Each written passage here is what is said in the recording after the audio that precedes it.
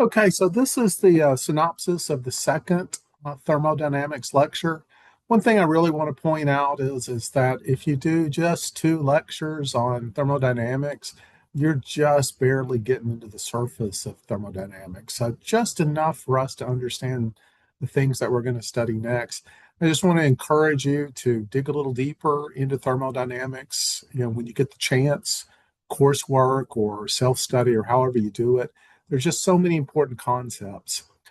Some of it was touched on in this video that we watched. You know, the idea there was to try to get some intuitive feel for entropy and what entropy really means. Remember, the answer to the big question you started with was, what do we get from the sun? What we get from the sun is low entropy. And what we gathered as we went through this video was that as energy is used, as it changes from one form to another, and we use it for our purposes, it degrades. It becomes less useful for doing the kinds of things we want it to do. And the whole universe is tending in that direction, that entropy goes up as time goes on, which means that the energy that exists in the universe is getting less useful as time goes on, as it's used. You also got a little introduction to the Carnot cycle in that video, and I hope you got an intuitive feel about how the Carnot cycle works. And then you got the idea at the end that entropy is about energy spreading out, going from a compact form to a spread out form.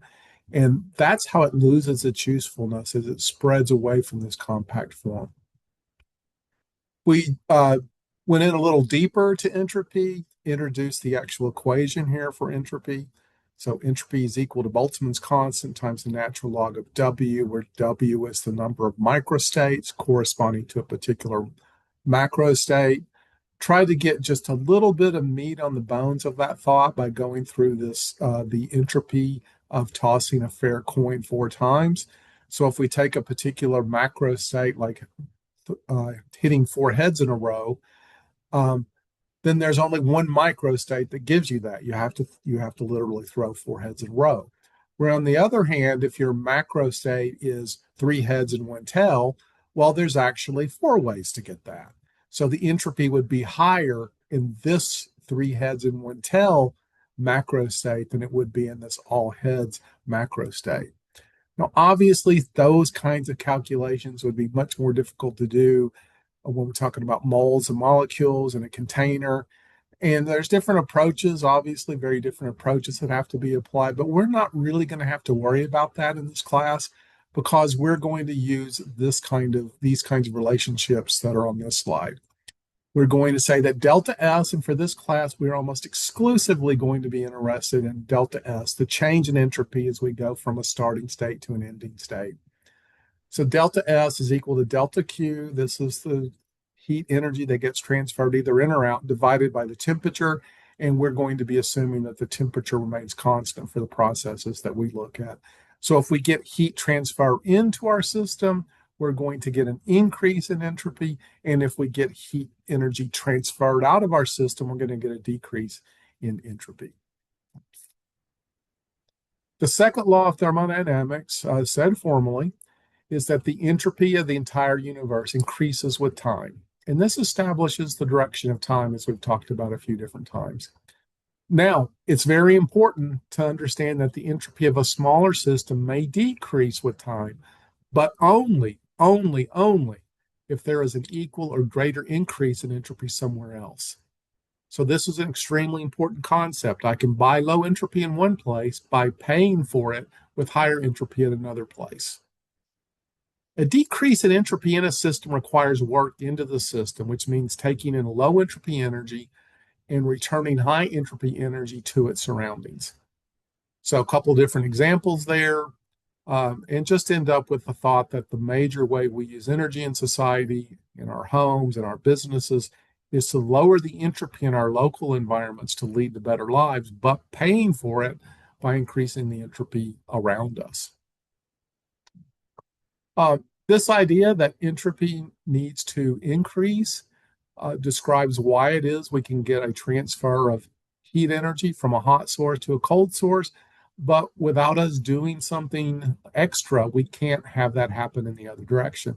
Now, obviously, things like refrigerators and freezers and air conditioners do something extra, and they allow us to transfer energy from the cold side to the heat side, hot side.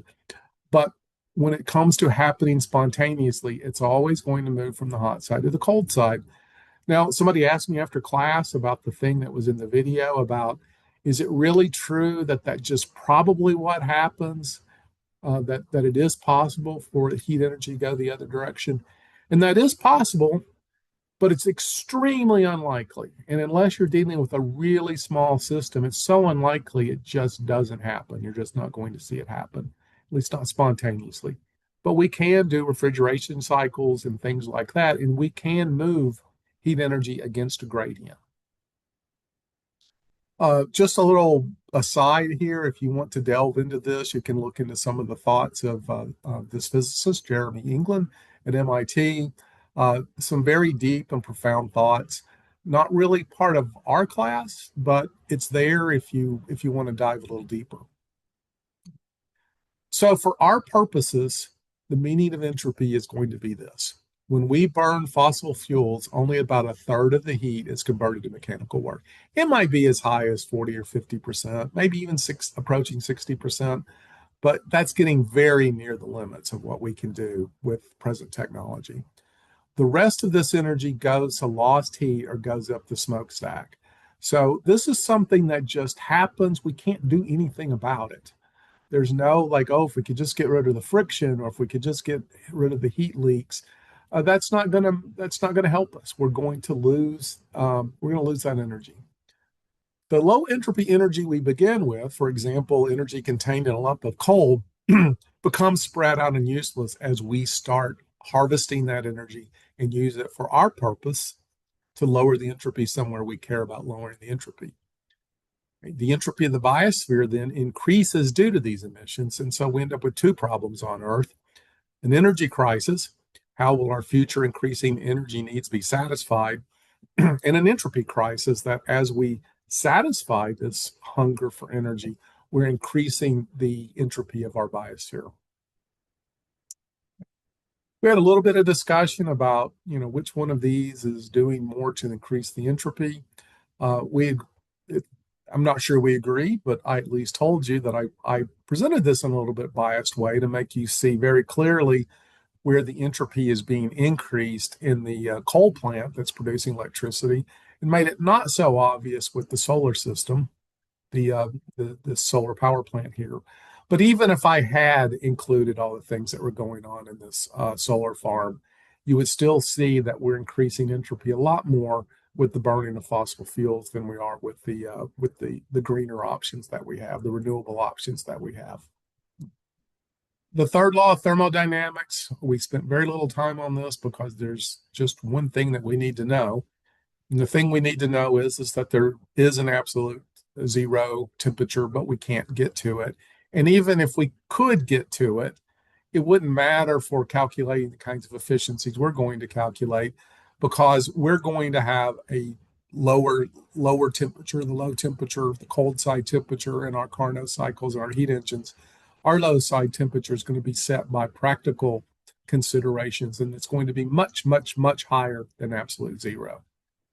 So those are the three laws. If you take the first lecture and the second lecture, that covers the three laws of thermodynamics plus the zeroth law, which tells us that temperature is what we need to know to understand establishing thermal equilibrium between two bodies. So just a review. So we started with this simple form of the four laws of thermodynamics, and then we went through them. So this was just a review to say, okay, now that we've talked about them, do all of these high-level descriptions make sense to you? And can you apply these laws when and where you need to apply these laws? Okay, so that's our synopsis of the second thermodynamics lecture. And next lecture, we'll pick up and we will start talking about heat engines, and we'll start off with the idealized heat energy system of the Carnot cycle.